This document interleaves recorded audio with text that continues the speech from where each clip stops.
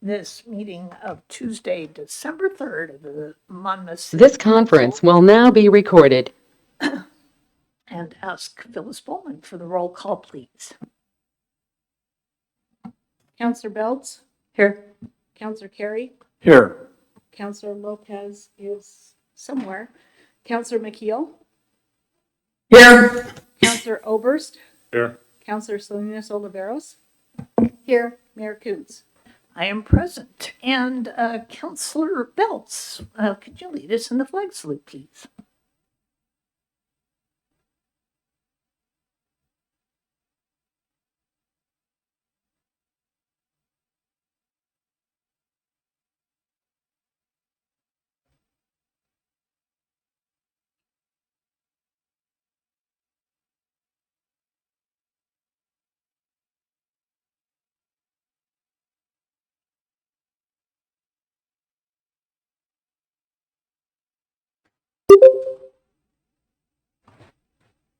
Thank you very much. And our first item, as usual, is the consent calendar. You were mailed the minutes of the November 19th meeting, and Councillor McKeel. Yeah, actually, I have a slight correction to the minutes. I made a comment at the last council meeting that because of the tight legal requirements of HB 3395, it makes it safer to have the city staff and attorneys make the decision about the application. And also, I noted during the discussion that the attorneys had to step in a couple times to provide us some guidance because we were going down the wrong path. And because of these tight legal restrictions, it was good to have the city staff and the attorneys work on that application approval.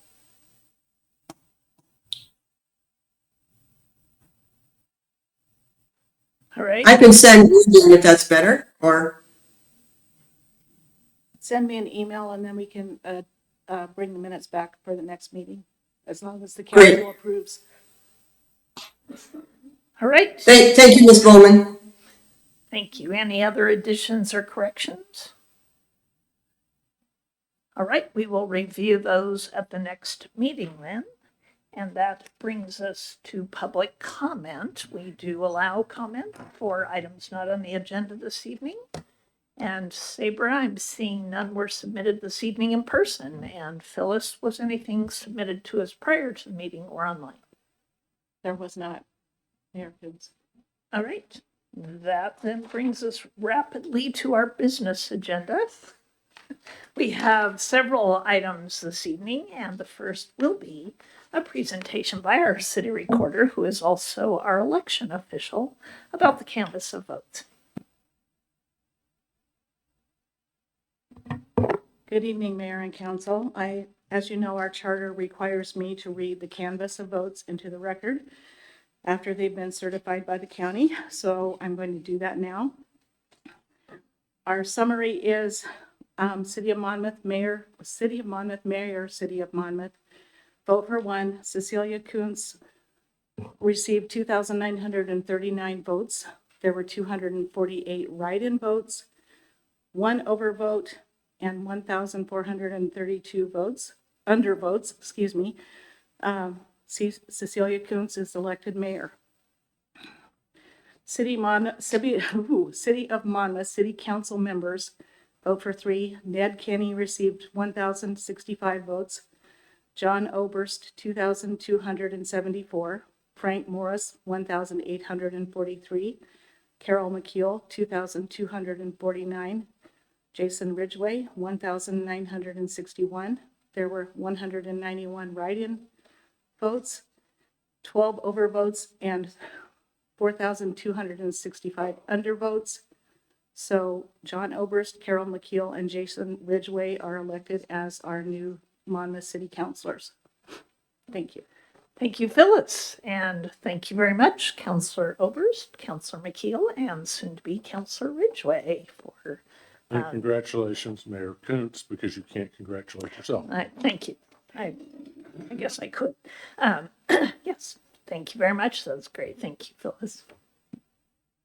And that brings us to our next agenda item, which is approval of a mural. This goes through first generally goes through our Arts and Culture Commission. Phyllis Bowman is our staff liaison. So thank you, Phyllis. Good evening again, Mayor and Council.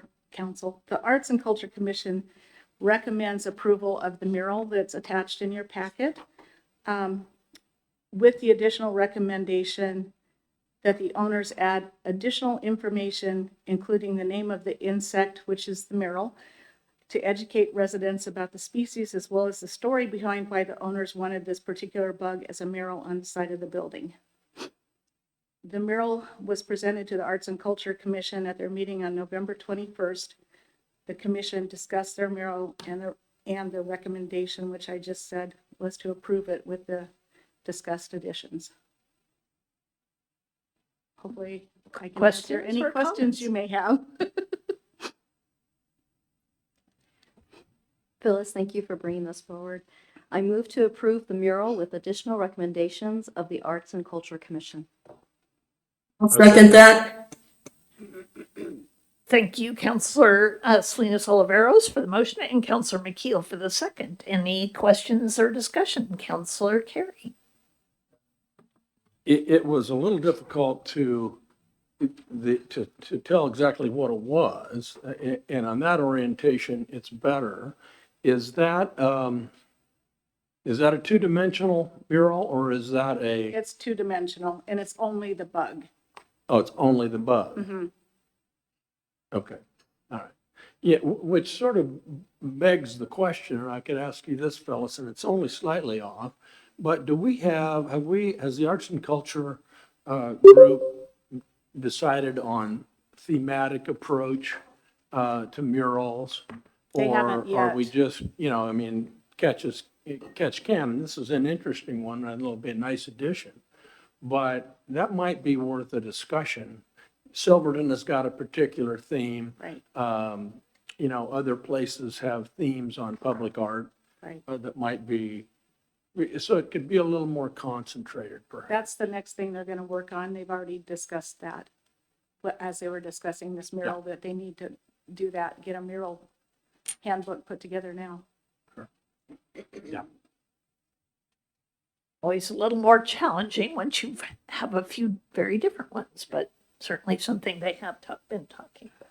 So, all right, any other questions?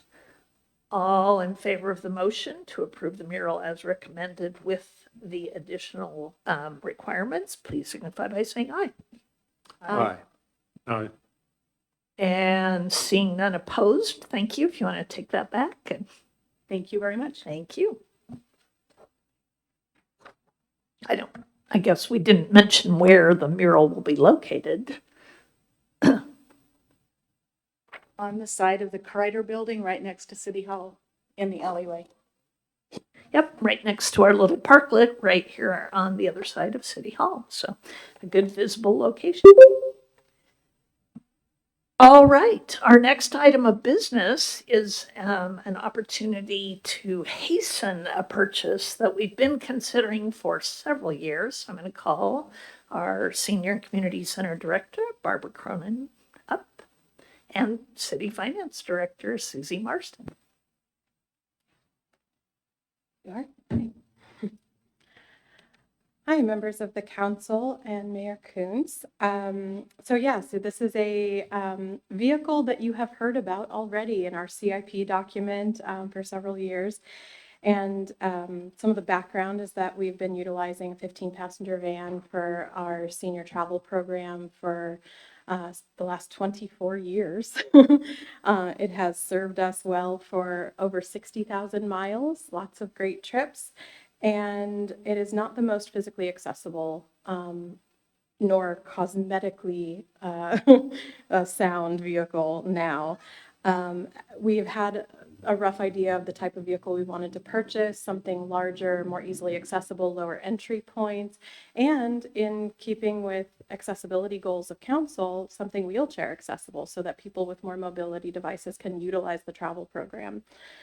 So that we found that one of the many companies that we had gotten quotes for in the past sent out an email in mid-October with a really drastic price reduction in several different models of vehicles, including the exact one we were looking at. So we would actually be getting this at a roughly $50,000 savings than previous quotes that we had gotten from several companies.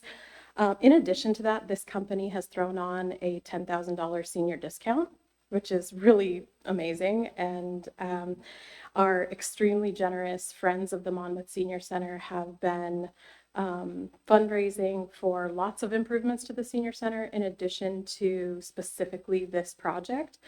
So we already had about $22,000 set aside earmarked specifically only to be used on a new vehicle purchase. And so what we are proposing is that we lock in that savings that's happening prior to, we have to purchase prior to December 31st via taking out a loan for the amount of the whole vehicle.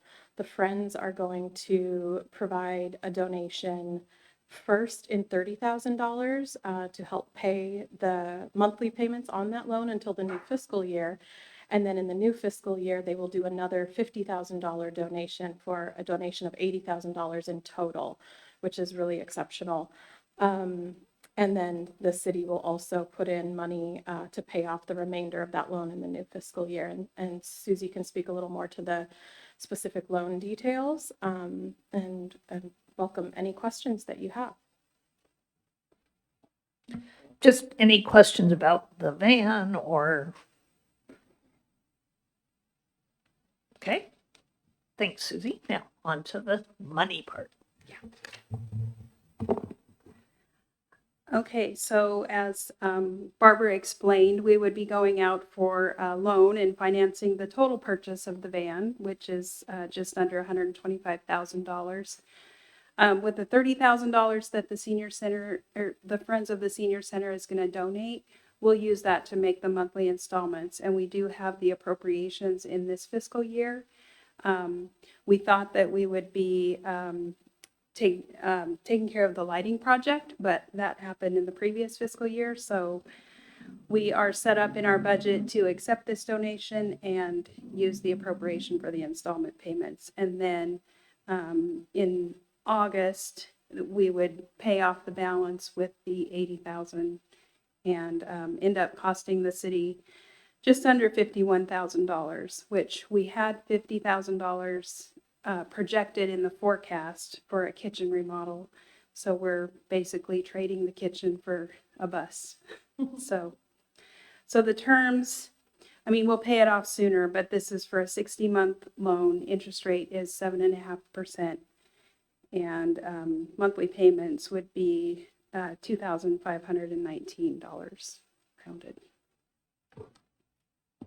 Another benefit I'd like to add about this purchase is many of the bids that we got for vehicles also included them needing to be built. And this is not one that is needing to be built. It's already in stock. So it's not going to be 16 to 18 months out like some of the original quotes we had got. Yes, Counselor Bell. Will someone need to be certified with a CDL to drive this? There's no CDL requirement for this vehicle. Oh, excellent. Yes, Rochelle has something to add here. I would just like to make one comment in regards to using the kitchen expansion dollars for that. We are planning to do a congressional direct spending ask for that project, which will include a commercial kitchen and the expansion. And so I don't want you to think we're not going to move forward with that project. We are going to apply for state funding. Were you? Oh, there you go. So yeah, so that's the plan on that. So to continue, there will be a match with that, but that's the plan to apply for that in February of 2025. Thank you for clarifying that. Counselor McKeel. Mayor, I'm not sure if this works or not, but is there a reason we're not going to borrow this money ourselves using the, sorry, I've got it right here, the general fund reserve or possibly from another department, since we have the payoffs figured out so exactly. And we'd save ourselves $6,000 that way. So Counselor McKeel is asking about an interfund loan, which honestly we didn't look at, but if that's the council, if that's the direction you'd like to go, we could look at that. Or Actually, because we're only getting 30,000 at this point and we're getting another 50,000 in July, we have to take I mean, do you see what I'm saying? Yeah. So you would have to cover more of it at this point. That's why we chose to do the loan, to do the full amount and then apply the 30,000 and then finish it up in 2025. But you know more, you know better in regards to excess that are in other funds. So I don't know. yeah, Counselor Obers? So there's a mention here of $6,000 in interest costs, but at the same time, paying it off in August, would the full interest accrue regardless of paying it off early?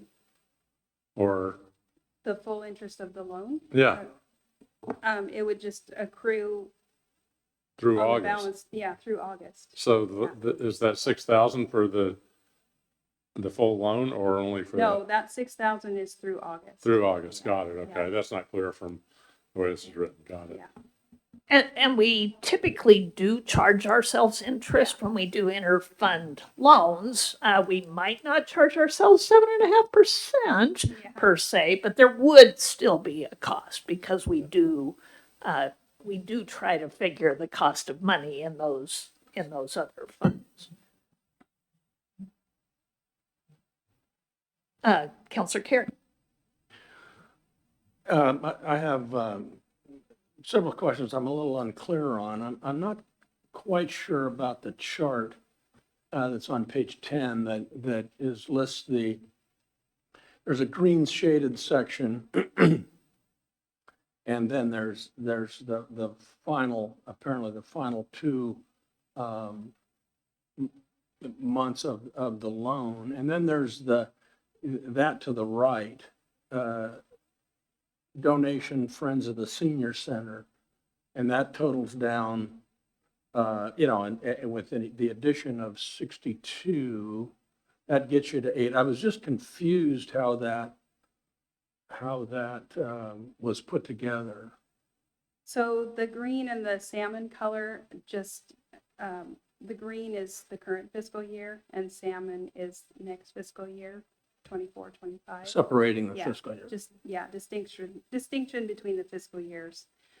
So on the left, where the color coding is, that's showing the amortization schedule, the cost of the loan and the payments that we would make.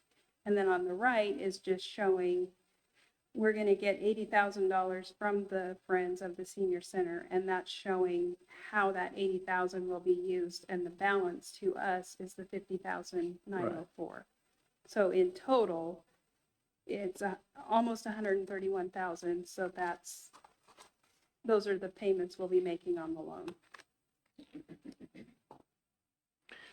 How did we get to, and the city's contribution is noted there, but, in the CIP document, it's 50,000 even. It's a small amount, but we're showing here 50,904. Mm-hmm. How did we get to that? That is just simply the balance after this, using the Friends of the Senior Center donation of $80,000. So there'd be $900 more than what was Yeah. accounted for. Okay, Right. yeah, that's fair enough. Yeah.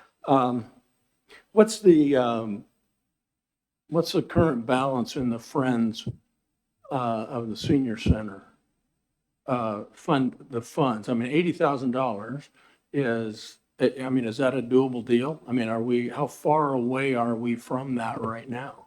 Because we're only talking about 6 months. Yeah, that'd be a question.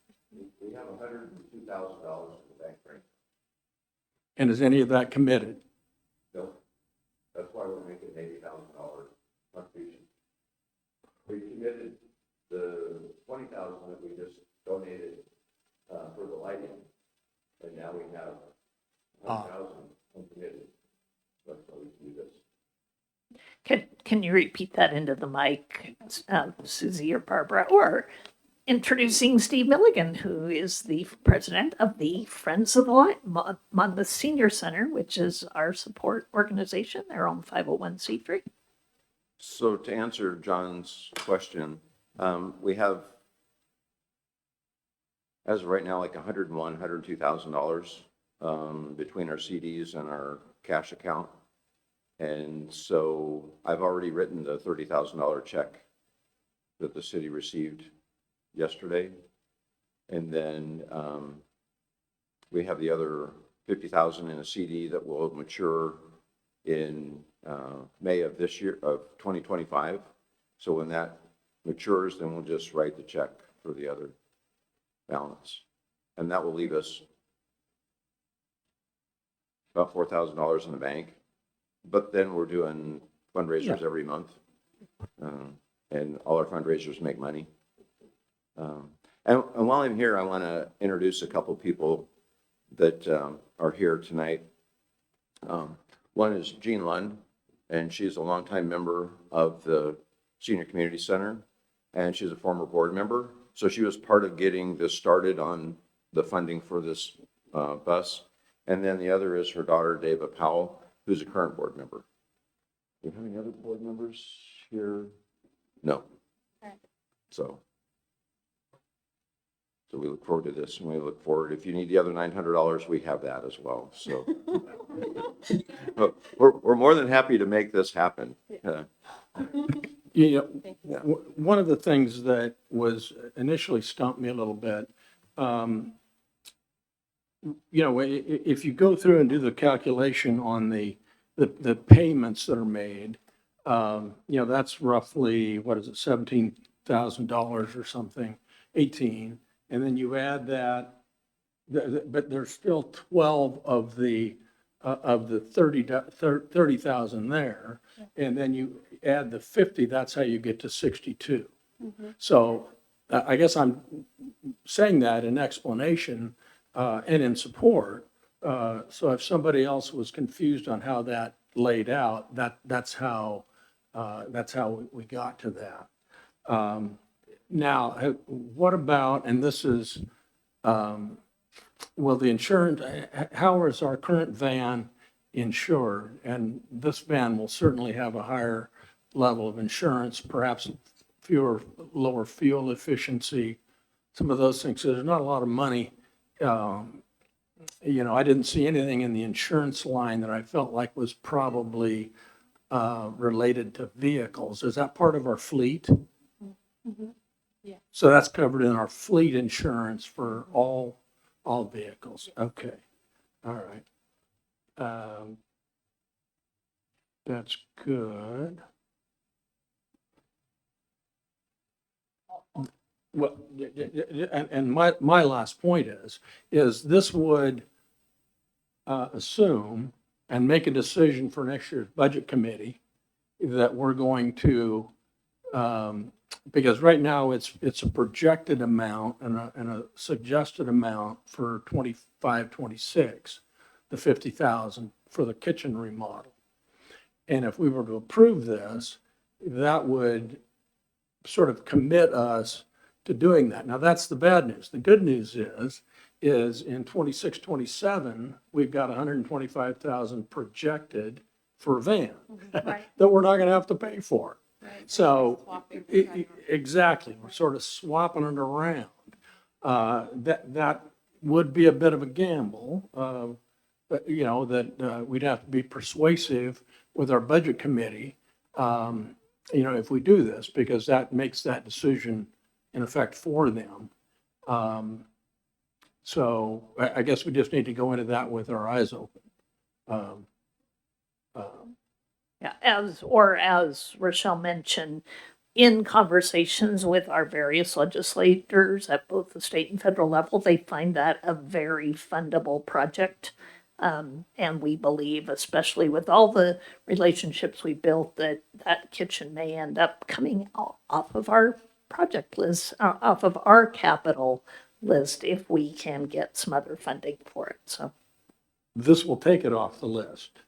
I mean, it will be, we would we are committed to going out looking for other funding for the kitchen that would come from a different source. One other thing worth noting is that in the new calendar year, the two main bus manufacturers in the country are going to be raising their rates to all the sales all over the country. And several salespeople have let me know that the price of all these vehicles are going to go up by a minimum of $5,000 to $10,000 to cost to them, which they're definitely planning on passing along to consumers. So it makes a lot of sense to make this purchase before this calendar year is over for a lot of reasons. Absolutely. Councilor McKeel? Yeah, thank you, Madam Mayor. Do you get a really bad echo when I talk, or is it just from my side? Okay, perfect. I won't worry about it then. So I don't know if, because I know that Ms. Rorden was talking about funding this through the bank, didn't look at doing an interdepartment loan. I would rather we pay ourselves the interest than to pay the bank the interest. Is this, unless it's going to cost $6,000 worth of staff time to do that, and it's not worth it. But I think it'd be really good if we got that money ourselves. Unless it's going to require us to miss the December 31st deadline.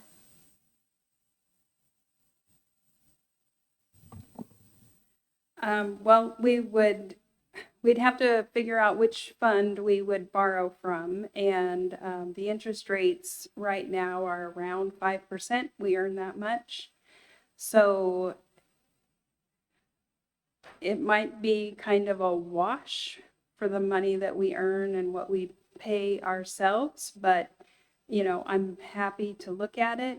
It would be a shorter term budget law only. It allows, a payoff in 10 years, but our plan is to pay it off sooner than that. And the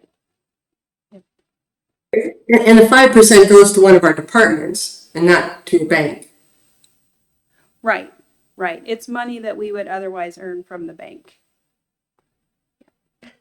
Yeah, that's one of the things. So it's offset by cash we have potentially sitting in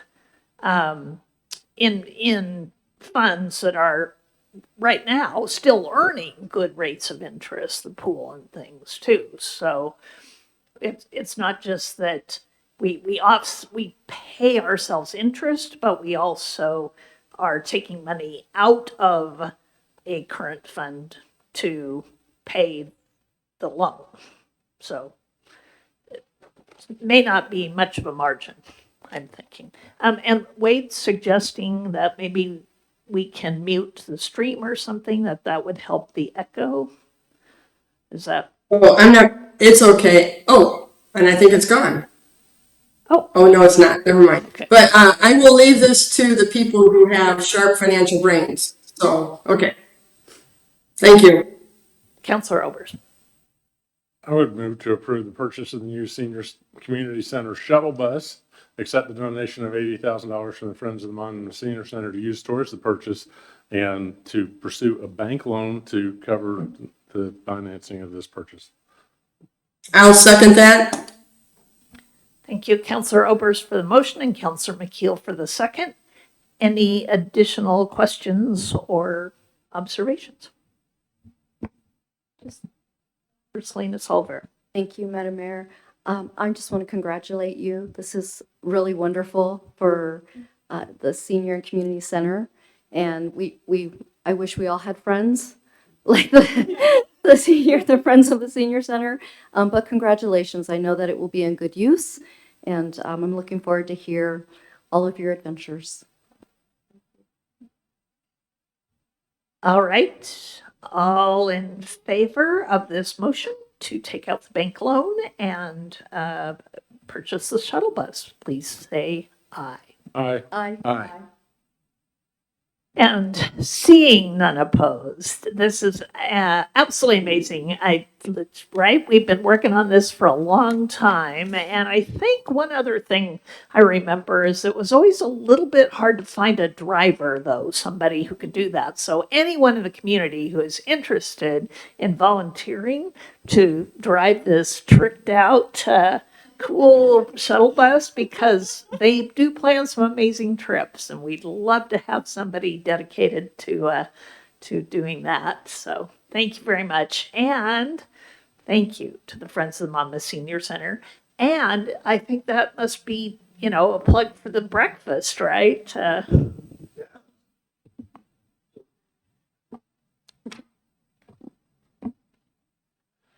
So yes, the breakfasts are part of it.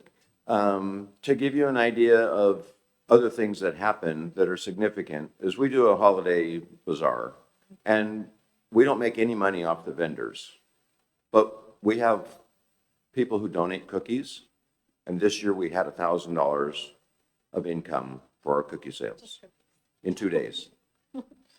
We're also planning on coming up this July, whoever's coordinating the 4th of July festival, I want to make sure I get in ahead, is that Christ Church had done ice cream, and St. Hilda's had done cookies. They're both to the point where they've aged out and they don't want to do them anymore. The Friends are picking that up. We're going to do both of those. And we're going to also, and with that, we're going to partner with the Central Youth Girls Sports to do the fundraising for that. So look forward to that. Pancake breakfast is coming this Saturday morning. All you can eat at $10. And we take cards now. And soup and pie is in March. Victorian tea is going to be April, May, then 4th of July. Then we got another soup and pie in September, October, and holiday bazaar. We do about 16 to 17 fundraisers a year. So fun is our motto. We do Yeah. fun fundraising. Thank you. Yes, very fun. I would like to invite Sabra Jewell up. We do have a little presentation. We'd love our Friends of the Monmouth Senior Center Board to join us in presenting their donation to Barbara Cronin and to the city. So if you can hang on to that, Barbara, get in there. You're the winner of the money. So we'll get a brief photo for those who can't see what's going on.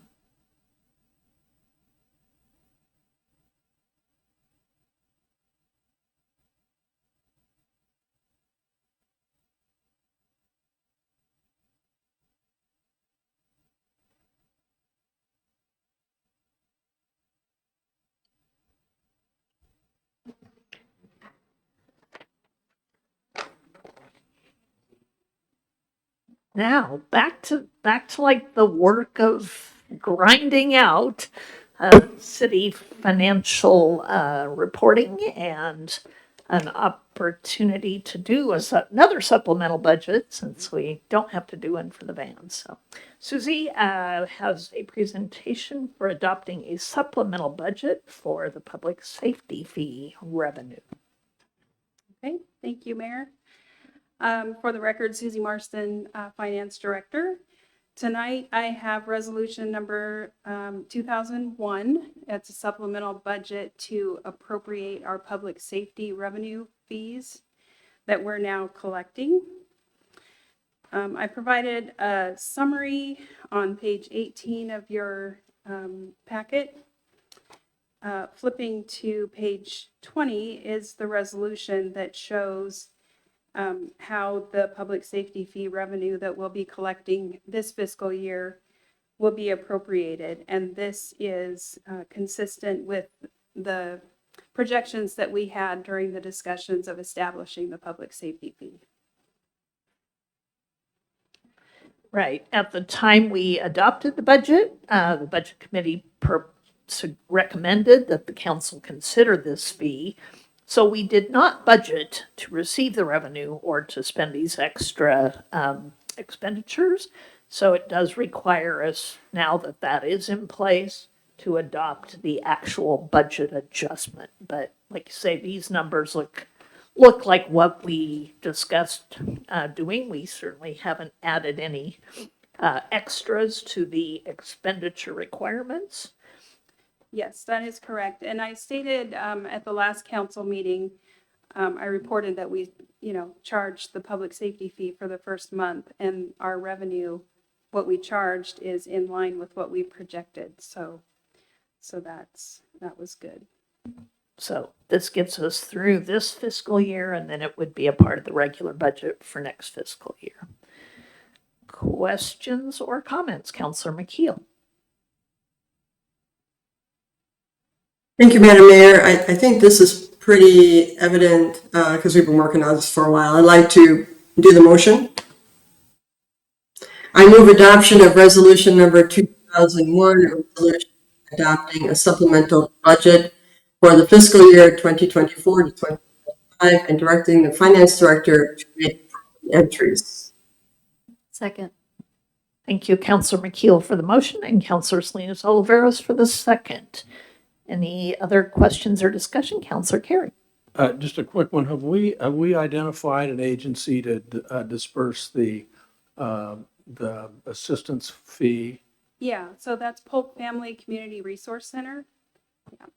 They're the same. They also help with assistance on our utility bills. So, yeah. Yep. Yep. Councillor Obert.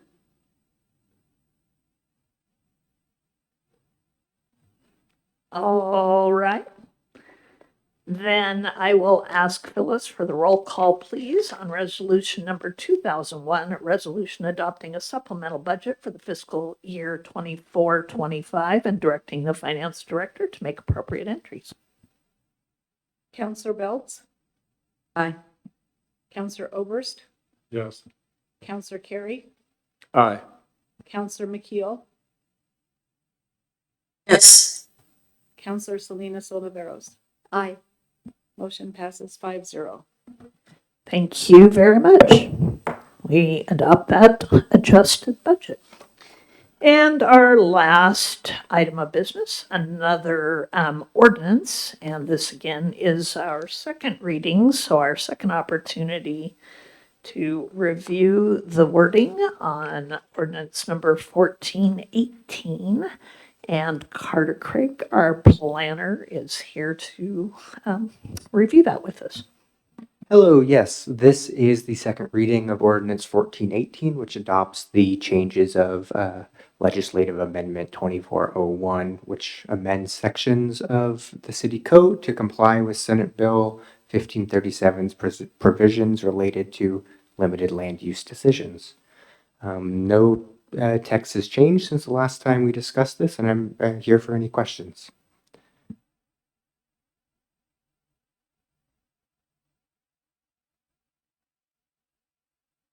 Councillor Oberst. And just mostly for those who are watching, basically what this does is take some land use decisions that used to go to planning commission or elsewhere, take them to staff, change the levels, some that were already at staff, change the level of the decision. All of this is at the behest of the legislature and the state. We're simply coming into compliance with state law. Mm-hmm. Okay. That is correct. Yep, it affects subdivision, non-conforming reviews, use review, major partitions, and design review. Those are the four types that are staff decisions. And then they'll be appealable first to the Planning Commission and then to LUBA, unless this body decides to call it up, to call up an appeal to themselves. And this, you might view this as part of the push to increase housing production in Oregon, taking away some of the time lag between application and approval. Yeah, that was the broad intent of the whole Senate Bill 1537, yeah.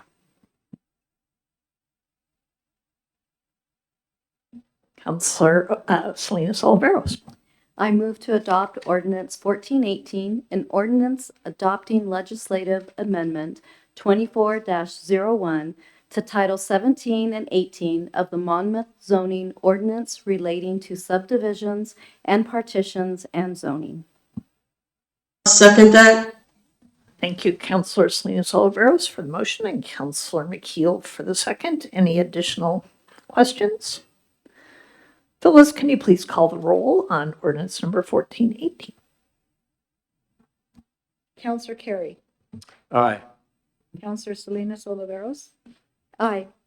Counselor Beltz, Aye. Counselor Oberst, Yes. Counselor McKeel. Yes. Motion passes 5-0. All right, thank you very much. We will get that all lined up and start working under the new process. All right, we do have a couple of work session items this evening, and the first one is an update on our annual stormwater TMDL. And it looks like tonight we have our staff, and we also have a consultant online with us this evening. So Mark Landau to present. Thank you, Mayor and Council. Mark Landau with Monmouth Public Works. And thank you for the time to give us to come and present to you an update on our stormwater TMDL. Tonight, I'd like to Which introduce you stands guys- for Total Maximum Daily Load. Correct. Sorry about that. I'd like to introduce you guys to Gabrielle Domingue, and she goes by Gabby. Gabby will be working with Monmouth Public Works as an environmental education technician. This position is paid for by the Oregon DEQ. The program is through the University of Oregon AmeriCorps RARE program, and the program will run through July 31st of 2025. And Gabby is amazing. She's doing great work. And Elizabeth Sagmiller will be sharing more about that with you guys in her talk. But I'd like to introduce Elizabeth Sagmiller. She is our consultant on our stormwater TMDL. Oh, can you hear me? Okay, great. So I officially cannot operate a computer, so don't ask me to look anything up. Good evening. Thank you for having me virtually. I see some familiar faces from the last time I presented, which was December of last year. What I want to do tonight is just take a few quick minutes and give you an update on the TMDL program, what you've accomplished over the last year, and what's on the horizon for 2025. So Mark has started us off well, and I'm going to tell you, when I do the annual report, and that's one of the accomplishments in this year, was submitting that document.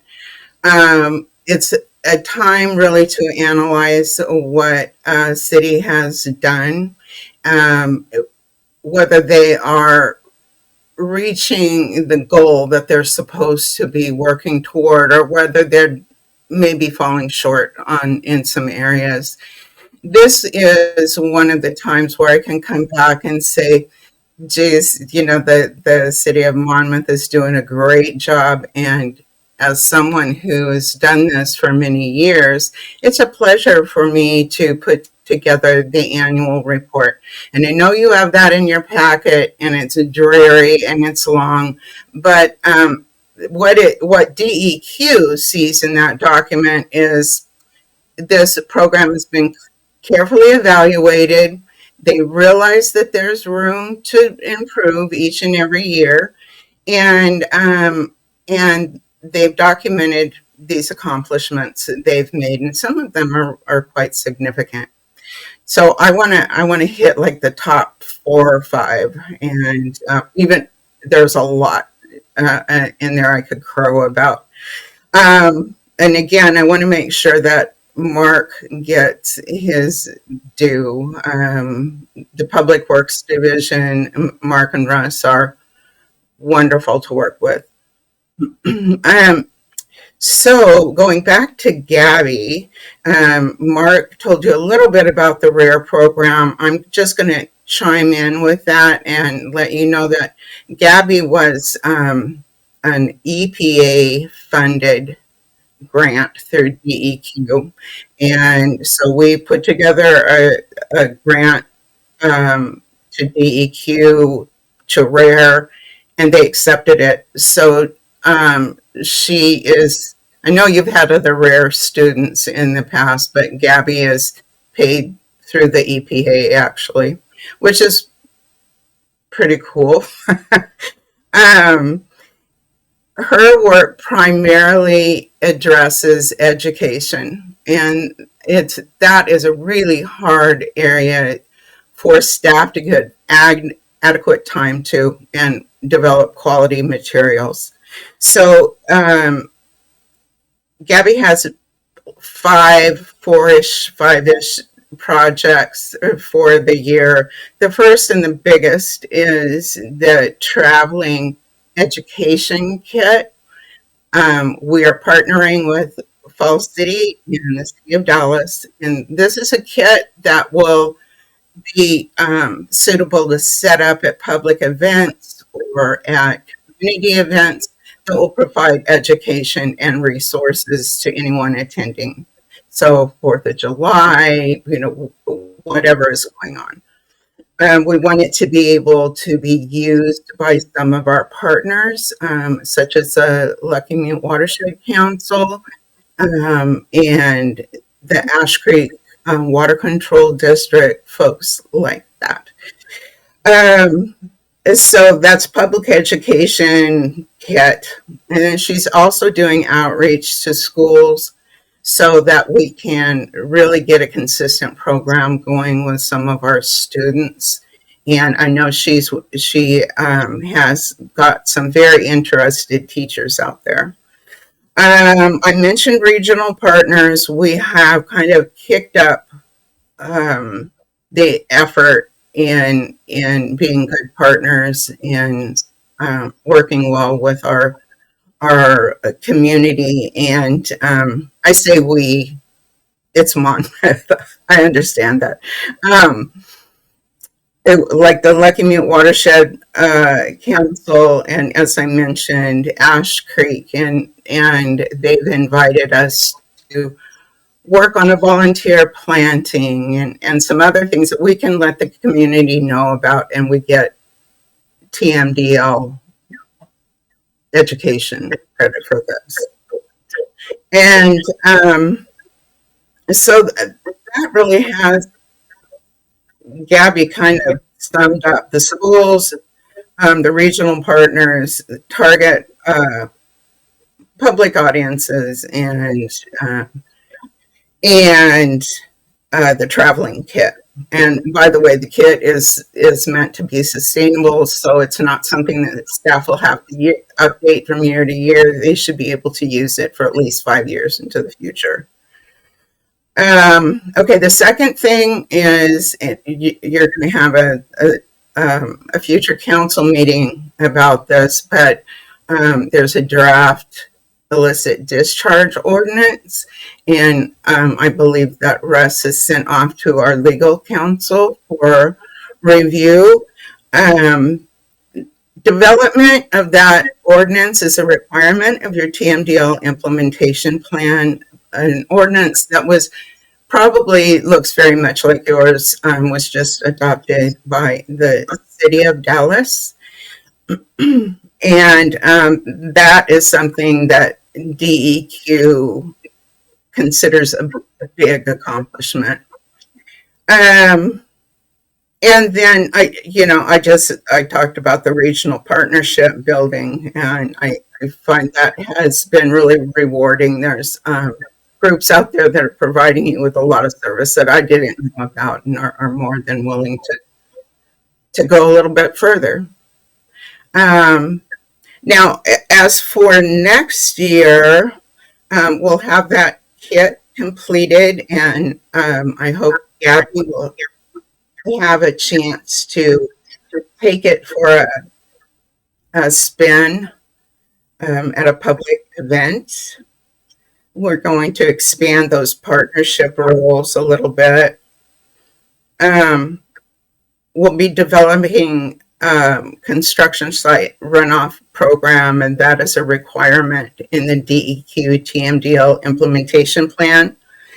And you'll also be receiving notice in the next couple of months that that you'll be required to do some additional temperature work in your TMDL implementation plan. But I don't want to get too far ahead on that.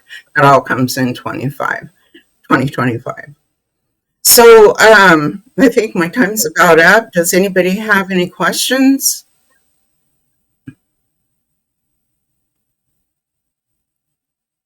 I see no hands. Oh. Yeah. Thank you. Thank you so much for the presentation, the information. I do want to thank you for the page of acronyms. That was really helpful. So thank you so much for that. And I did want to know, I saw that there's like you had a coloring page or pamphlet for kids at the library, and I'm wondering if those are still available. Is that like a continuing education piece? Are they housed at the library? Are they housed at the schools? And maybe that's not possible. I'm just wondering, because it's really, I think it's great continued education that they can pass down and it can be available.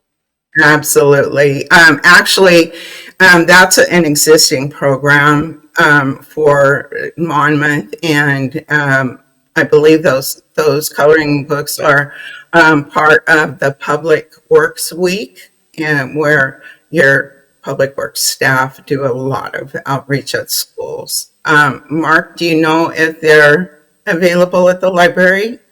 I'm not sure if they're at the library. We do have them at Public Works.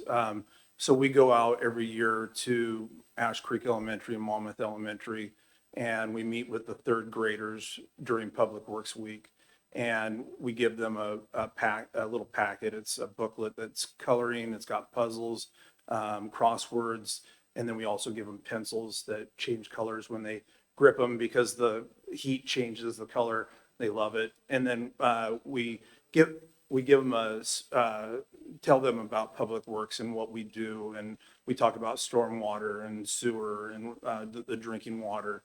And then we also take 3 big pieces of equipment. We let the kids crawl into them, and if we could unhook the air horn puller, it would be great, because they love to honk the horns. But we also meet at the Monmouth Library, and we do that in partnership with Monmouth Library for Bob the Builder Day. And so they have a big function in there where the kids build stuff, they color stuff, they get their Bob the Builder hard hat, and then they come out and they get to see our equipment, meet the crew, and interact with us. Yeah, thank you. Thank you very much for having me this evening. Thanks. Councillor McKeel? Thank you, Madam Mayor. I had a question about the temperature section on page 10 of the report. Talks about 507 trees that were purchased for the Lucky Moot Watershed Council. Are any of those trees going to go in Monmouth? And do we have data, current data, about where we need trees? I know I went to, a long time ago, I went to a Portland State University presentation about how the lower income homes are places to live are usually the ones without trees. And are those, we need to be focusing on that in the city as well. Right. So those trees are going to go in January or February.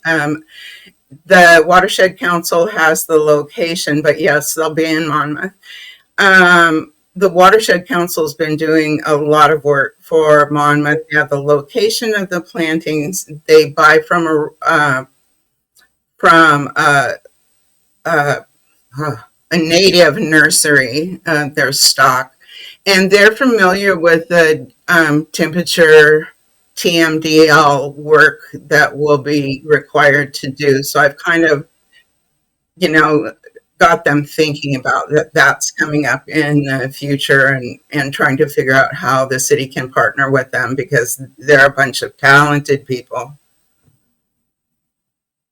Yeah. Mark. Councilor McKeel, those trees that are going to be planted, they are going to be planted in between our sewer lagoons 1 and 2 and lagoon 3, along where the middle fork and the upper fork of Ash Creek come together. And that creek actually separates the 3 lagoons, and that's where those trees are going to be planted at. And we've been working with Ash Creek to get that area replanted, because it's a bare area that's got open air.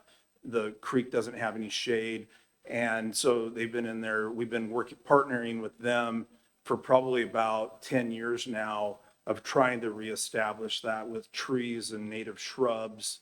A lot of the trees ended up getting ate by deer. So they've actually put protective shields around them. They come out and they do spraying of the trees to deer repellent.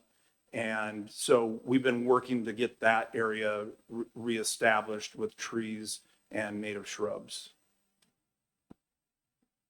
Yeah, so Carol, these aren't neighborhood Thank you. trees, right? This is literally in the watershed and to protect the water, so that's Okay. not neighborhood trees. Councilor Carroll? It is an excellent report, by the way, very informative, detailed, small print on the matrix, but all good information. And it struck me that, and a lot of the outreach that we've done, and heretofore at least, is sort of passive. If somebody walks by, they read a sign. It might be that things like this could be included as a small segment of our town hall meetings. And so maybe we've got a town hall and some of the general things we would talk about there, but we could have, let's focus on stormwater. And it would not have to have the detail here, but there's a lot of bullet pointed things that people maybe don't realize, that street sweeping is really helps in, water purity throughout the system. Wouldn't think of that. Good way to get rid of mercury. I guess intuitively you could figure that out, but it wouldn't be obvious. And if we could find a way to, get that information in concise form, and people could begin to appreciate not only the actual work, but the concepts behind it, I think it'd be really an opportunity that we may be able to hit. And whether Saber's got one of her deals, that could target something like that. I think the more information we get out, the better we are. She doesn't do any work, so I might as well give her some. Gabby has put together a monthly release that Sabra has been posting to the website, and Gabby has already laid that out each month, and it has a saying with it. So it's very informative, what she has put together and given to Sabra already ahead. She already knows what month is being put, the information is being put out there. But to your point, Counselor, that is also another form of passive engagement. So I do see your point, and I think the environmental education kit will also help with that at community events, having that in-person engagement as well. Councilor McKeel? Thank you, Madam Mayor.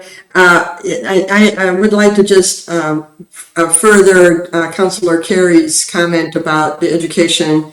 And a great example is me, that I thought that the city just went out and picked up leaves because they were just being just a good city, and then come to find out that they're trying to keep them out of the sewers. And it wasn't until I was in city council that I knew that the situation. So I think it'd be really great that, Gabby, thank you so much for your work on this education, but maybe also putting a reminder in the newsletter that comes out when the leaves start falling. Because as soon as I knew that we were trying to keep leaves out of the sewers, I kept breaking my leaves away from the sewer entries so that they wouldn't go down there during rain. So, but yeah, thank you very much for this education. Counselor Oberst. And I just couldn't help myself. I looked at the list of trees at the end of the TMDL. Sorry, I'm looking at my screen at the same time. So I looked at the list of trees at the end of the TMDL report, and it's a nice list. Acer macrophyllum, big leaf maple, which is just a wonderful tree, great big shade tree when it's fully grown. Ponderosa pine. And then I had to look up these last two, but one is an elderberry, and which I have a feeling some wildlife will appreciate. And then there's also a buckthorn, which is also known as a bearberry. So we'll be seeing a couple of different potential food sources down there, I guess, in addition to some great shade on the stream. And, you know, I don't think a lot of folks stop to think about that impact that even a little bit of stream running in bare sunshine like that in the summertime, what that does to the water temperature. And that can be critical for any number of species. What happens to water temperature as we dump it into a larger stream like the Willamette. Every little bit helps. So this is a great project. I'm excited about this. It's always nice to have a former biology teacher on our city council. Any other comments or questions for Gabby, Mark, or for Elizabeth? Counselor Selena Olivero. Just one more thing. I'm wondering if your department has been on the podcast that could talk about your you're looking at me like, no, I don't want to do that. That could maybe talk about projects and the positive impacts it's having. Maybe some tips, alternative tips to like washing your car. I love my neighbors, but one washes his car every weekend. So, I mean, it would, and just things that we could do as a community to help your department. Anything for Sabra. So Gabby and I Great would, response. Gabby and I would actually be happy to do that. And on our website, the Public Works website, we do have an environmentally safe car wash soap that you can make at home yourself. It gives you all the ingredients to make that soap for having that. That's great. Counselor Thank you. You know, I looked at that and, you know, the 5-gallon bucket and the 3 gallons of water and then this and then that, and that was all good, but hard to find. And so if it's a way we could make that, you know, more visible, I mean, clearly the links are all there, but I wouldn't have thought to go, you know, to the Public Works, the Stormwater Department, to, you know, to click down far enough to get some real usable stuff. So that's your job. Gabby, figure out a way to, you got to get some of that stuff on the, a little more towards the front page from time to time. Yeah, absolutely. And Right. that's another one of my projects is updating the websites for all of those. So those updates will begin in January through the spring.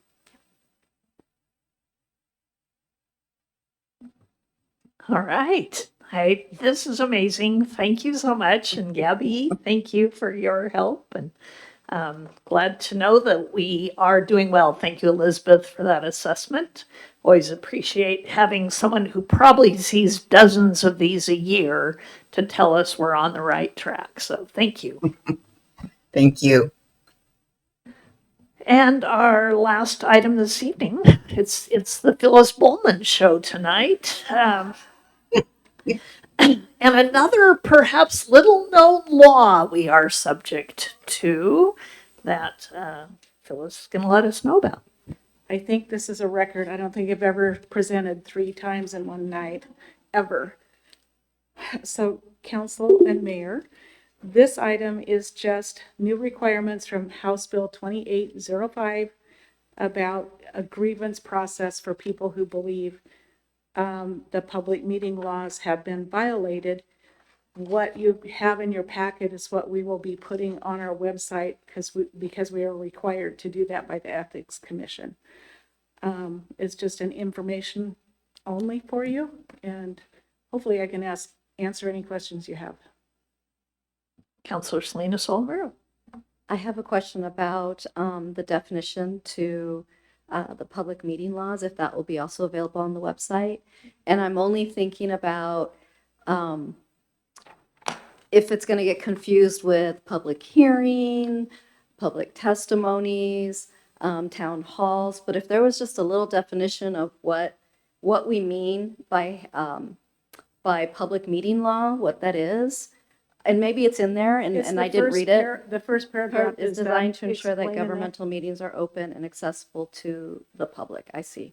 And these laws promote transparency. So it's just talking about governmental meetings and that's it. Yes, Okay. Yes. So just wanting to make that clear because that might be not and then there's a taken. link in there to that Oh, thank you. state Okay. statute. Great. Thank you, Phyllis. Counselor Carey.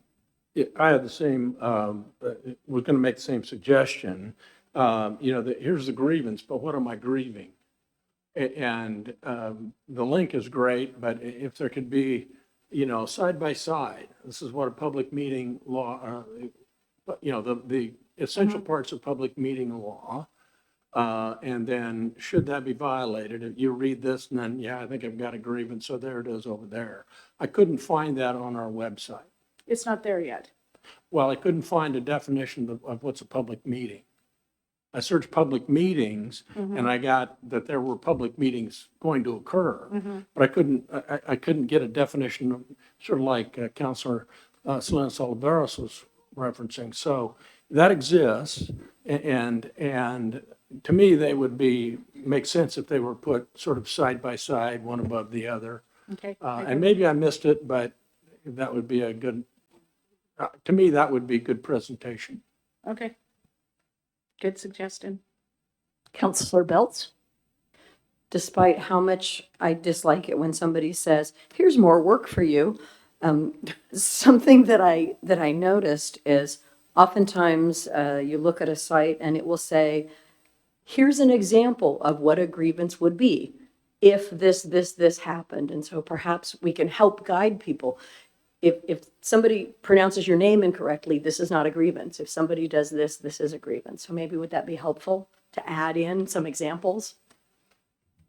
If they come to a decision. Justin, our attorney, might have a thought about that. Justin.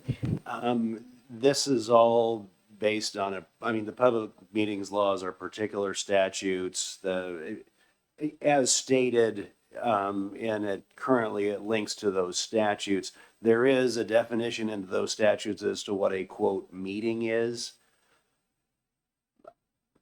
I don't know how helpful that statutory language would be to the public. I think if we start putting in examples or counter examples, I think that can get into some fraught territory, can get complicated. The statutes say what they say, and I don't know that it makes sense to editorialize outside of what the statutes actually say. And I don't think, more importantly, I don't think it's required by the new OAR rules on this or the new statute. It requires some notification. It sets up a process. It updates the penalties, and I think as long as we're complying with that, we want to comply with, I think, the letter of it. I just often try for education. I always try to make sure and to head things off at the pass. But I do understand if it's not required and perhaps it may muddy the waters more to try to be more clear. I get that. Thank you. Yeah, and I agree with that, but I'm also somebody who has to spend a lot of my work time reading OARs, and yeah, and it's rough, right? There's like, so linking to an OAR to me is never the best solution to try to help people understand something. So I think there probably is a way to summarize more of what's in there without just saying a governmental meeting. There's probably a little embellishment we can give out of the OARs, but not make people go back and forth through them as I'm trying to do right this second. So. Okay, we'll do something that will hopefully make it clearer for people. Thank you. Thanks for everything tonight. Thanks. Yeah. Yeah, all right. The end of the Phyllis Pullman Show. That brings us to reports. My mayor's report this evening. I want to just report on a couple of things. One was I had an opportunity last week to meet with a delegation that is visiting Oregon from Taiwan. And our state representative, Paul Evans, has been working with a particular city in Taiwan and working with some of their non-governmental organizations there, particularly around one of his focuses in the legislature, and that is emergency management and emergency response. But was able to meet with several folks there who they are working on partnerships with actually in our area with the state of Oregon, both in areas of trade, public safety, but also trying to develop partnerships with our technical and regional universities to be able to assist students from Taiwan potentially in attending those universities. And so it was a meeting, our all hands meeting. So Mayor McCardle and I got to welcome a rather sizable delegation to our community. They took a tour, they rode the trolley, they got lots and lots of opportunities to learn about things we're doing here. So that was great. And also, I will take this opportunity. We have announcements coming up, but I will mention again, it is one of our favorite events of the year, and that is our annual tree lighting. Will be this Friday night. We've got the Monmouth Business Association Making Spirits Bright. So I'm wearing a pin that says Baking Spirits Bright. But it's going to be a little different this year. Instead of an event on Saturday, they'll have a merry market on Friday night at Western Oregon University. We've got the student engagement department of the university putting on their parade, and then our annual tree lighting. So lots going on in the community in the next couple of weeks, but that one, it will be Mayor McCardle's last tree lighting, and an event that we have done together traditionally as the mayors of Monmouth and Independence. And it'll be a great opportunity to come out and thank him for his support of the entire community. So that is my mayor's report. It brings me to reports of council representatives of boards and commissions. And before we start, this is the time of year when I will like each of you who will be continuing on to start thinking about which boards and commissions you would like to support for the next couple of years. Typically try to move those around, and I'll be meeting with Councilor-elect Ridgway to let him know about the process as well. So as you're hearing reports and thinking about this, be thinking about how you would like to do that. I will be sending out a list that actually tells you when those meeting nights are. So if there's something that's the third Wednesday or the second Tuesday or whatever, or the famous library board meeting in the mornings, or the senior board in the middle of the day. So I'll send that list out to everyone except Councilor Salinas Oliveros, and you can start thinking about that. But for now, other boards and commission reports for this evening, and Councilor Salinas Oliveros. Thank you, Madam Mayor. So the Arts and Culture Commission, we met on the 21st, and we did talk about a mural code. That's going to be one of the main projects this year, is to really, and looking at other cities who have mural codes and trying to bring that through legal and bring it to council, hopefully by the spring. So thank you for bringing that up. Barbara Cronin from the Senior Community Center will be hopefully joining us on the 12th. We moved our meeting up one just so it's not as close to the holidays. And so, and she will be talking about the AARP mural, and we'll be learning about that. Also, we approved the mural that was presented by Phyllis Pullman. we also are looking at our budget and talking about projects for the year to really try to nail down some partnerships and things that we want and different organizations that we want to partner with and how we want to use that budget. And so we're really trying to be more thoughtful about that process because we have some really great partnerships and really great events and things that are happening that the Arts and Culture Commission can be a part of. So we'll be discussing more of that.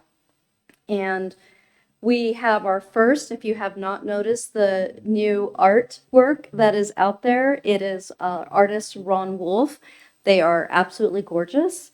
And this is our first rotating art display. We'll have about 4 for the year. And that is still open. So if you know artists, there is a call to artists that is open. And we're looking for rotations. And they're going to be up for about 3 months at a time. Is how that works. And will they have placards? I assume this is fairly new, as it doesn't name the artist or anything about the works. Yes, it will have an identifier so that you know the art title, you know the artist. But when potential artists go to apply, they can choose the months that they want to show. And we are asking for some some photos, a size, so that we can plan. And then the Arts and Culture Commission will decide on those. So thank you. This is our first time. And so we're getting there. And there'll be some more additions once, once we continue this process and continue with the rotation of the artists. The Tiny Art Show is coming up. And there's going to be some sessions at the library for young artists and adults if you want to join and help with the tiny canvases or have some guidance with that. But that show, volunteers to help set up on Saturday, January 18th. So if you're interested in that, please contact Art and Culture Commission. And then we do have somebody available each day that the library is open for the Tiny Art Show, just because, artists are entrusting us with their art, and the public is also voting on the Tiny Art Show. So I hope that you participate in that. And what else? I think that is what we spoke about this week, and we'll have plenty on the 12th to talk about as well. So thank you. And my other question, had you talked about having something about the artists themselves, like a little bio or something? Would that be also posted? That is a great suggestion because we are asking for that when they submit their application, to have a bio to explain a little bit about their art. The theme is really, it's kind of wide, but the theme, we wanted to keep it open, and it's really the Willamette Valley, artists in the Willamette Valley, to keep that open and hopefully attract a diverse group of artists. So yes, thank you for all those suggestions. We will talk about how to bring that about for the next round. And Councillor Obers. Thank you, Madam Mayor. 2 reports. First, short, tree board planted on the 23rd in Madrona Park, a tulip poplar in the mud. It was a very sloppy dig that day, but this is in memory of the brother of brother and sister whose mother was the first librarian in town. So that was a nice little project. We concluded at the end. We were glad we were only planting 1 tree this fall. The tree board is interested in joining in the rehab project along Ash Creek and helping to get some of those trees in the ground come today. So we'll be reaching out to Public Works to talk about that a little bit more. And then we had the Transportation Commission met last night. And on the old business side, we talked a little bit about the upcoming update to the TSP, Transportation Systems Plan, which is, for all intents and purposes, complete now from our consultant. And we will see, that will go to the Planning Commission and then come to this body eventually. It's a very comprehensive plan, covers 20 years going forward. We have a very thorough list of proposed projects, prioritized high, medium, low, price tags put on many of them. It's going to be a good product when it comes. We talked a little bit about the Safe Routes to School project, which today, I believe the last concrete was poured along Sacre, and most of the work across the highway is done. And then there's the strip along the highway, and the tough one is going to be the block of Jackson Street between Sacre and Heffley, because there's a driveway there that's already too steep, and the sidewalk at the bottom of that driveway tips up. And the plan is to remove that driveway and have it come at an S instead of straight up the hill. And that's going to make the quality of life of those folks a little higher, I think, because they're going to have an easier approach to their garage at the end of the day. I can't imagine not bottoming out at that driveway the way it's built right now. It's really steep.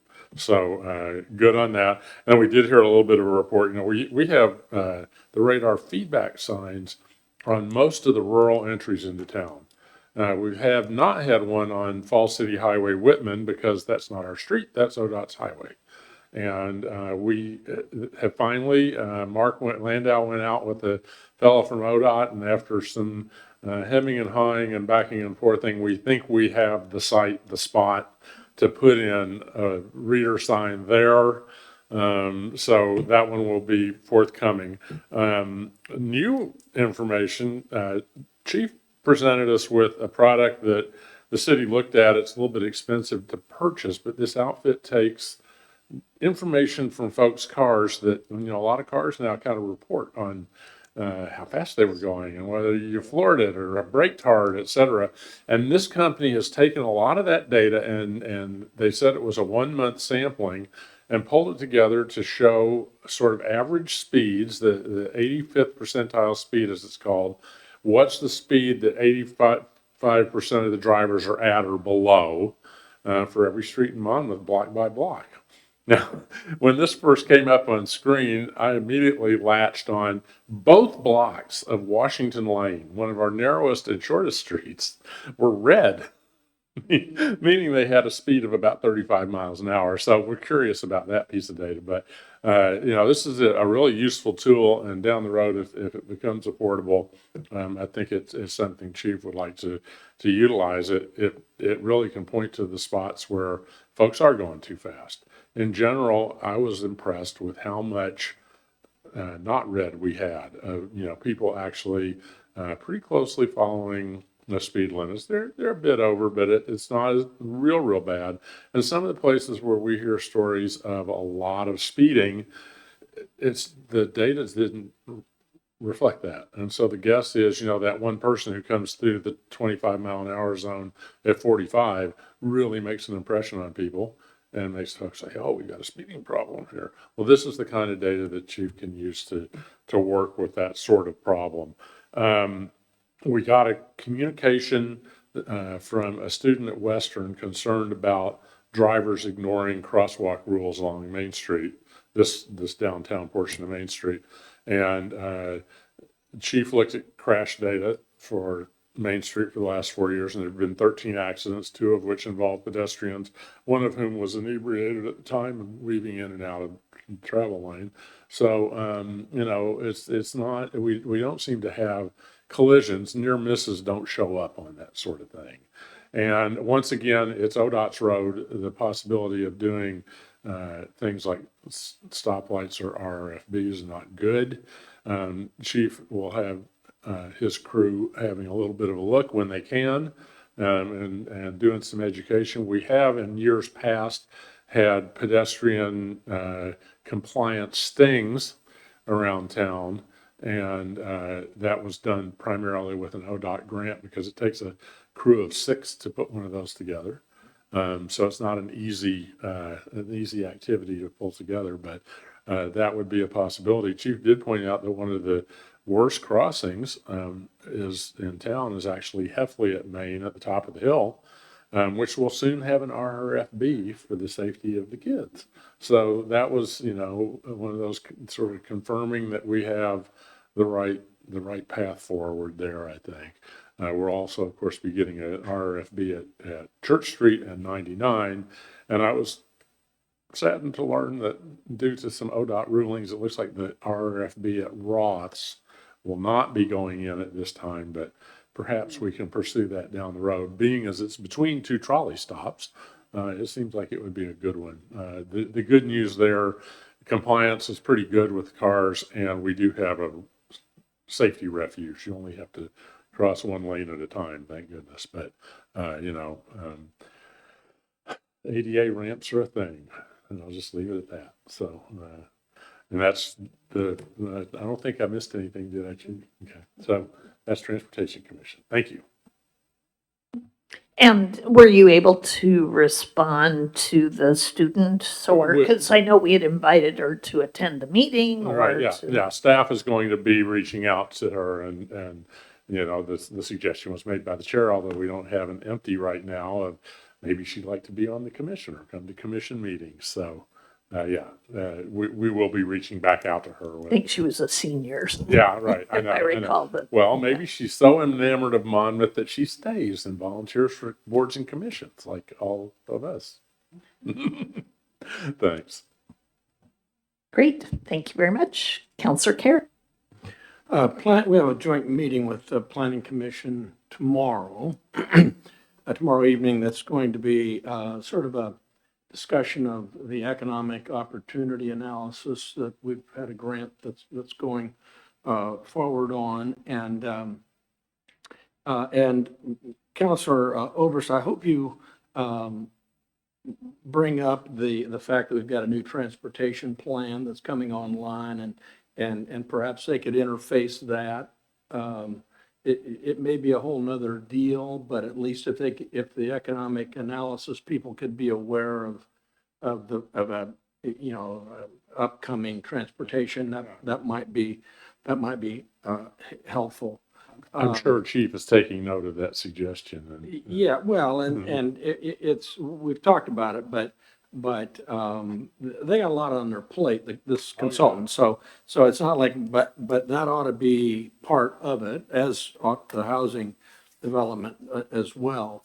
And if I may, just one comment on you talked about the speed signs coming into town. I was driving through a couple rural communities on my way to Hillsborough, going the back way. And as I entered town, there was, with me driving, it's, flashing, slow down, because I was over the speed limit. I was quite impressed. When I did slow down and complied with the speed limit, it gives me a thank you. Yeah. Ours don't do that. Okay. It may just be a programming thing. Or vendor dependent is another possibility. But I thought, man, that's nice. No, that is. Appreciate that's a good thing. Yeah. It made me really feel bad for violating the speed limit coming into town. I didn't want to bust up their nice little town. Yeah. But anyway, the thank you thing was a nice piece. So anyway, thank you. But we'll see you tomorrow, and Planning Commission will be a key part of it. All right. Any others? Okay, great. Thank you. And that takes us to our city manager report. Rochelle. Thank you, Mayor. To start off, sorry about that. To start off my report, I have asked Director Wade Carey, he is remoting in, and our communications director, Saber Jewell, to come up and talk to the council about a power outage that occurred in Monmouth on Saturday. It was, there's quite a few variables, and so I thought it would be great for Wade to give that presentation, and then obviously you have any questions, he can answer them much better than I can. So Wade, would you like to go ahead and start? Sure, absolutely. Thank you, Madam Mayor and City Councilors, for the chance to talk about the outage that Monmouth Power and Light experienced.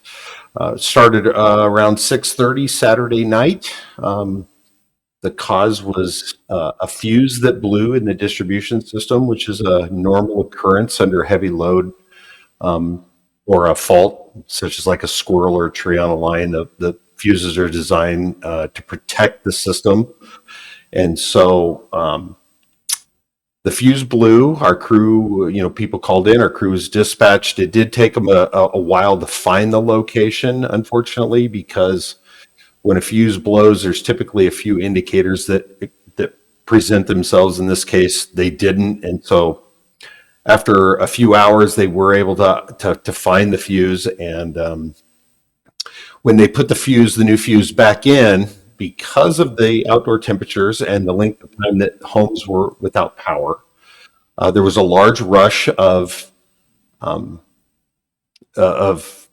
amperage on the line, and that's what caused this big blue flash of light that people talk about. It happened out on Riddle Road. It was a jumper, which is just a piece of wire that goes between two phases of the system at certain places, and the jumper couldn't take the additional amperage and got hot and then melted away and started to arc. And that's what the big blue ball of light was. So unfortunately, that power, to repair that, we had to shut the entire west feeder off, which serves almost everybody entirely west of 99 and some folks in some locations east of 99. When they made that repair, and then re-energized again, because everyone at home had their heaters come on, another large surge of amperage went back to the substation and went back out again. And that was a fairly quick outage. It happened about 3 seconds after they re-energized. So the solution to that was to go throughout the affected area and open up dozens of circuits and dozens of switches so that they could slowly bring portions of the town back on. And unfortunately, that's what led to the length of the outage, because they would have to turn one group of folks on, and then they'd have to wait about 30, 45 minutes to allow those homes to heat up and thermostats to start shutting off before they could do another one. So it was, the system acted the way it should. It was just kind of a series of events, and unfortunately, it took a while to get repaired. I will also add that there was a lot of discussion around and community acknowledgement of the fire department being dispatched to the Circle K station. In that situation, best that we can tell at MPL is that is a 3-phase customer, so they have 3 phases of power going into their location for certain types of equipment. And when you lose one phase, which is what happened with this outage, motors and things like that don't like it. The windings in the motor get hot. They tend to smoke or smell like something's burning. And we believe that's why they contacted the fire department. So it's just kind of this series of events that happened. And I've been doing this a long time. It's not new to me, but for the public, they're not used to this. So they always ask a ton of questions and have a lot of concern.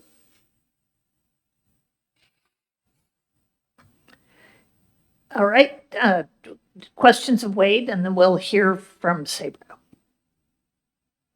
Wade, I'm curious about, at my house, the power went off for 3 seconds and came back on for 10 minutes and went off for 8 seconds and came back on for 20 minutes. And this went on for a couple of hours, and I reset all the clocks twice in faith that everything was squared away. And I was really curious about what triggered that behavior, that it came on and off like that. Well, let me ask you, how far apart were these events? Maybe anywhere from 10 minutes to 30 or 40 minutes. So Okay. it would the house would shut off and it would come back on in very short order, just seconds. And then eventually around, 10:30, 11:30, it went off for a while and then came back up and then went off for a while. But it was the on-offs that were, we wound up unplugging the refrigerator and the freezer and turning off the heat pumps because we figured this was going to be really hard on compressors. So. Yeah, I would have to go back. I would have to look at the data from your meter to see exactly when these, but what I would suspect is the first time that happened is when they refused, and then it took a little while for that jumper to burn up, which causes, And if you've ever seen anything like that, as that wire starts to melt away and you get the electrical arc, the circuit is still closed at that point, but yet it's an extremely hard power quality event. And so that'll cause all kinds of anomalies on the line. You get the blinking lights as voltages are going up and down during this. So what I would suspect is when that happened is when you saw the first outage, and then we fixed it. We had to shut everything down and you were out for a long time. Then they put the new jumper on, turned it back on, your lights came back on. And then when the substation kicked off is when you saw the next outage. But it's when some of these things happen, you know, it to really find the answers for all the different things that happen during something like this, you'd need a pretty good electrical engineer degree, of which I do not have. No, but you're an extremely good electrical engineer anyway, Wade. Thank you. Well, thank you so much.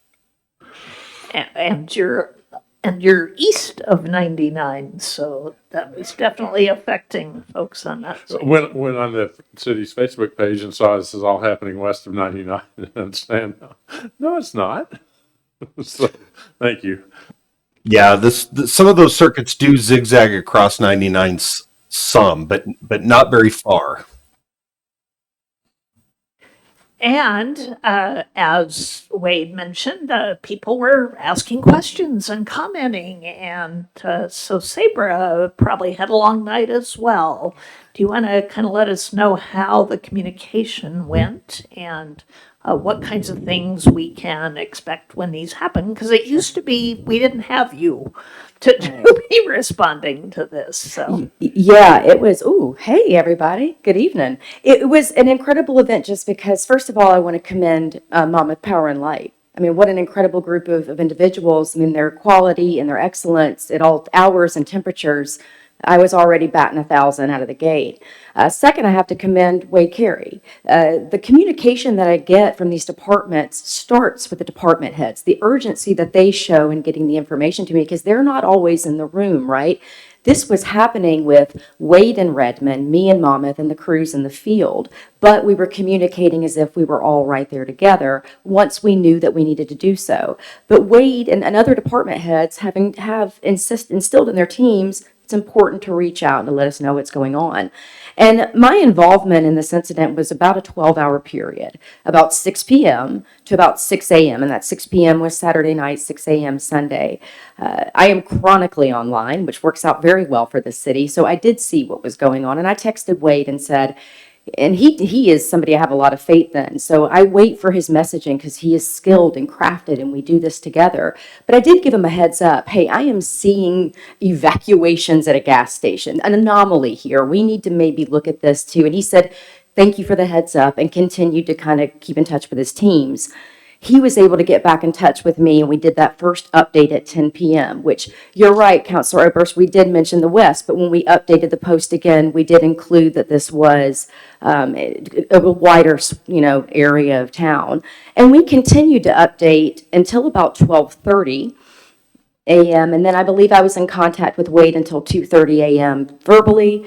We didn't have the all clear yet, so we weren't going to do any more updates, and the traffic had considerably slowed down by that point. And then we checked in with Wade at 4 a.m. I think he had just gone to sleep. And by 6 a.m., we were able to do our final update on the post. I was also in contact with the police department because they were getting a lot of calls. So they wanted to make sure that we were going to post something and what that was going to look like. And then we could tell it was working, because then I'm contacting Sergeant Smith and going, okay, has it calmed down, right? So we could definitely see that statistically was working. But if I could share with you just the impact of it, in a normal Facebook post, we see a reach and an impression, and those are people that see it and how many times it crosses the screen. Anywhere between a few hundred to about 2,000. And that's like a big one, like, ooh, a stuffy sleepover, that'll blow the doors off. But an average post, right? This one, because of the volume of it, was in the 7,000 range, right? And that was just in that several hours that we were posting. And this was the 4th highest engaged post we had this whole year, okay? And so that's a pretty big deal, right? And we know that we were powerful there. The overwhelming response was positive. Facebook does you a great favor now. It summarizes your comments for you. And ours were pretty positive. People were really appreciative of the crew's work. They were appreciative of the consistent updates. So kudos to the community for always being pretty gracious. I always appreciate the grace that I receive from this community. We did learn some lessons, right? I think the biggest one for me was the website. The web traffic during that time spiked about 755%. Sounds like a lot, right? For us, we would normally have about 100 people gracing the website that whole day. Well, we had a considerable amount more. Our website doesn't function in a way that I can always update it appropriately and as quickly as I can on social media. And until I can align those things, that's where I struggle to keep the website as updated. So I know I let the community down in a way that they weren't able to check the website and see what we needed. However, Wade Carey and I have had I always say his full name. It's much more fun to say Wade Carey. Wade Carey and I have had discussions when we do upgrade the website, what that needs to look like, what components could be on Monmouth Power and Light's page that would be like any other power place where you go, oh, I'm going to go to report an outage, but I can see it's already been reported in my area. And so I do want the community to hear that that's something we're going to continue to work on. And but I feel great about the work that Wade and I did together. So I'll take any questions that you may have. Maybe a question so I assume people call Power and Light. Do we have someone answering that, or we get a message on the phone real quickly to follow media? 'Cause not everyone has Facebook, so. Yes, we have an after-hours call service, so people call our normal department line to report an outage after hours, and it'll forward to them. Then that group has our duty roster, and we'll call the folks that we have on call, and that's how our folks get dispatched. There was so many calls in this instance. Our foreman had to tell the call center, thank you. When people call in, just let them know that we're aware and we've been dispatched. And please stop calling me with more notifications because I'm busy looking for an outage. So, but it worked like it should, and then we're real happy. And I'd like to add that Sabre was incredibly easy to work with during this process. We spoke a few times on the phone. We texted a few times. I gave her some information to post. She got it out there right away, and it worked. It worked like it should, and so I was real appreciative of her efforts, and kudos to her. Is there value in maybe having Sabre be connecting with the answering service then, so they stop bugging the guys who are actually trying to do the work? At some point, we turn it over to her to keep that updated? I'm very charming over the phone, Wade, so my services are officially being offered. So that's further discussion, I'm sure. I'm not sure how, but yeah, I mean, always open to help. Councilor Carey. A question that might be for Wade. I was, because I started seeing and hearing all these things. I went out and drove around and discovered there were not power lines down and there was not a large engaged fire, all of that stuff. But I did go through the intersection and those lights were off. And I guess I would have thought there would have been some sort of auxiliary or backup power that would have at least gotten those to a flashing red. And absent that, I was surprised there wasn't some sort of signage, like four-way stop ahead or something like that. I mean, everybody sort of figured it out because it was mostly local traffic. But, it could have been people come barreling through town, and according to your speed study, they speed like hell coming in from the south. And leaving going. But that's already beyond it. But so anyway, I guess whether that's a systemic thing or that's the way it is. When you got no power, you got no traffic lights. I think the flashing light is an ODOT thing. Wade, is that correct that needs to be reset through ODOT? Yeah, that's their equipment, and it's their responsibility to have any type of backup power that they would see fit for that. It's certainly nothing that we would be doing for them. So that's, our authority stops at a metering point or a connection point. After that, our folks don't even have the authority to work on things like that. I can report that at the Transportation Commission, one of our members noted that the light was going, this was after it came back on, I think, Monday morning. The light was going full cycle. One person would turn left and the left turn cycle would stay green for the maximum duration, even though there was nobody going through the light. So we got hold of ODOT. They came out this afternoon and, gave the system a check over. But this is not unusual that when there is a power drop in certain locations that light goes down. And it's, part of training as a driver that when a traffic light is out, it becomes a four-way stop. And if I may piggyback on that, which I hate saying, God, I can't believe I just said it. If I may, sir, we did have a post go up through the police when we had this happen. And Chief Haynes said, hey, could you please put up a video or something telling people to refer to this as a four-way? So I think at one point I could have shared that through the city to remind people. That would have been a Facebook thing, right? So it's how do I make that more, a little bit more public knowledge. Luckily, I have Wade coming on to Monmouth Monthly next month. So we're going to cover some of these important things. And I know my listening audience would love to hear that rule. So we'll definitely try to, I think that's a very valid point. Thank you. Yes, Councilor Bell. Could you add in every intersection is a crosswalk in Oregon, please, in that? Thank you. Which I know all of you read your e-news, and that is in the bottom of every one of your electronic newsletters. So enjoy that tonight when you get home. It's in your inbox. Plug for the e-news. Well, and years ago, I did create signs for ODOT that had the Sasquatch and all the people crossing, and it says every intersection That's the is a one we crosswalk. use. That's So- the one in our newsletter. Right. Is that graphic? All we need to do is, those signs are very inexpensive. Maybe just put a little budget aside, make 25 more of those signs and stick it at every corner again Because for they're just for a great. couple weeks. It's just a good visual reminder. I think that's a great idea because they are great looking signs. They're very cute. Well, and there's even a video of Bigfoot crossing a street that you can post. Well, I as like to do, if we're going to do videos, make it super local. So if I could get Counselor Oberst to volunteer to dress up in any kind of costume, because, sir, honestly, I think that would make for good A footage. costume. Okay, well, okay. I am Bigfoot. All right. All right, I'm going to turn this back to Rochelle to complete her report for this evening. Thank you, Wade and Sabra. For Monmouth PD, so the CSO has been hired and passed background checks and will start January 1st, 2025. And Officer 15 is anticipated to begin on the beginning of January as well, but is still in the background process. On the safe routes to school, Counselor Oberst gave an update, but I did ask Public Works to give me an update this afternoon. They said they're working on completing the sidewalks along Heffley south of Main Street. It appears this will take through next week to complete.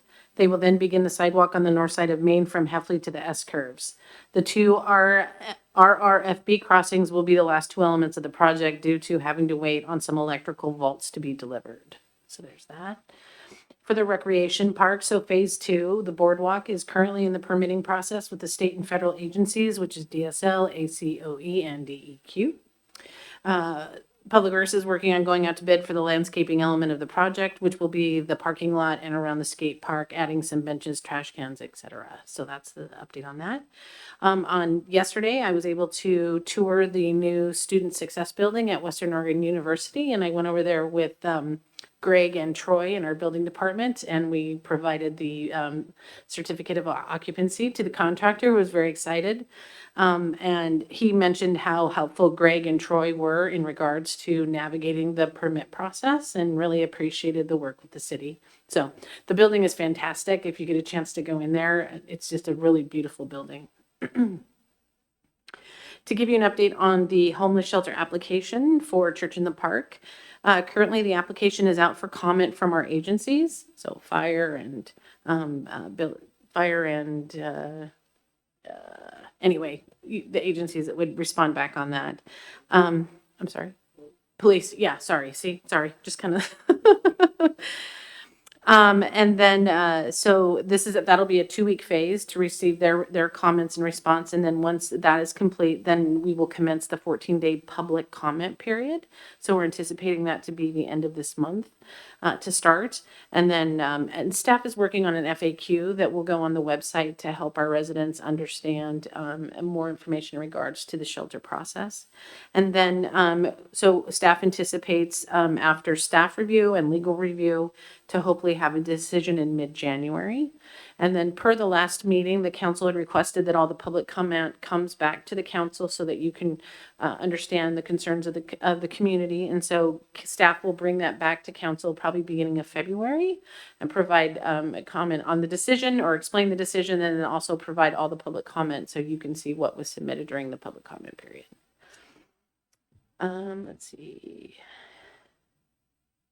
So, Counselor had mentioned the library's Tiny Art Show. One piece to add to that is on December 17th, adults can pick up a tiny art kit at the library in the afternoon, and they have a painter that will be there that is also giving a painting tutorial. So if you're interested in that. And then on December 18th, children can go in with their parents and get their kits and also do a painting training. Yeah, the senior center will be hosting a free meal on Christmas for anyone from 11 to 4, and they would appreciate volunteers, and donations are also accepted. They're really hoping we could get some volunteers that could come in and just spend time with people who are coming in just to be able to be around people instead of just serving food and those types of things. That would be Christmas Day, 11 to 4, and that's all I have. Well, that does bring us to council comments and announcements. Councilor Terry. Just one, and you referenced earlier the tree lighting. I just would invite you all to go to the James Kirk show, art show in the Cannon Gallery. That begins at 5, runs from 5 to 7. So if you get there a little early, swing into the Cannon Gallery and appreciate the work of James Kirk. Art professor emeritus of Western Oregon University and a pillar of the community, really. So that's 5 to 7 on Friday. Yep, lots of activities. And Councilor Bell. And please make sure you also take an opportunity Friday to go visit all of the area vendors that will be in the Warner Center upstairs and downstairs. Yeah, it's great. Everything will be right there on campus. All the activities for kids again afterwards there'll be the cocoa before, there'll be Santa afterwards. So it'll all be happening right there, right around the festivities. So pretty excited about that. And that does conclude our meeting. I would entertain a motion to adjourn. So moved. Let Rebecca keep doing this. She only has one more meeting to make all the motions. People, all in favor, please signify by saying aye. Aye. Aye. Aye. All right. Have a great evening. We'll see many of you tomorrow night. Some of you will get to escape the joint planning and council meeting. And thank you very much.